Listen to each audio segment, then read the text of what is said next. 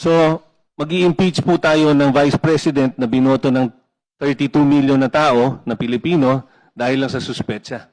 Pag binasa po nyo itong mga nakalagay sa Article 5 regarding unexplained wealth, SALN violations, bank records, and financial forensics, nakalagay lahat sila based on assumptions in preliminary documentary leads, hindi po solid proof. It keeps saying that a forensic review will uncover unexplained assets, but as of now, wala naman napakita yung complaint. Wala man lang attachments na kahit ano to prove itong sinasabi na unexplained wealth. First, the complaint talks about supposed discrepancies in the SALNs, but differences in reporting do not automatically mean someone was dishonest. Hindi po ako abogado, but I'm an economist. Bago po ako naging congressman, alam naman po natin na property values change. Assets can be bought or sold at different times. To immediately label this as pattern of concealment without clear proof of intent is unfair and speculative at best, Madam Chair. Second, kailangan daw po ng forensic financial review to reconcile declared income and assets sa SALN.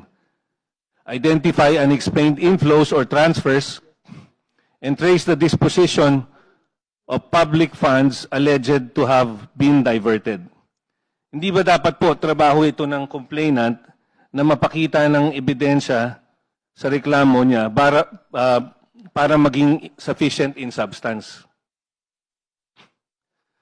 Third, the complaint points to large cash disbursements from confidential funds and say these correlate with certain financial movements.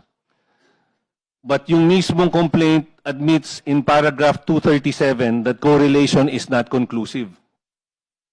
Suspicion based only on timing does not prove personal gain. So, mag-i-impeach po tayo ng Vice President na binoto ng 32 million na tao na Pilipino dahil lang sa suspetsa.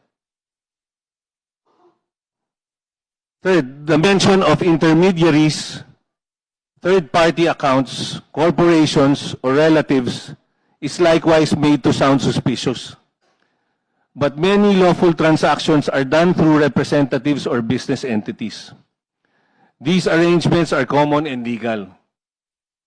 Dapat man lang may katibayan o pruweba na ginagamit ang mga ito para sa mga illegal na gawain. Wala naman pinakita na kahit anong dokumento sa complaint. Fourth, alam natin, Madam Chair, na ang bank secrecy is not absolute, pero hindi natin ito dapat ma-set aside based on unverified claims. Investigation should be based on real and credible evidence, not on fishing expeditions in the hope of finding something. Most importantly, ang impeachment ay isang seryosong constitutional process. Kaya dapat, it should not be based on guesses or on what someone thinks might be discovered later. The burden is on the accusers to prove actual unexplained wealth.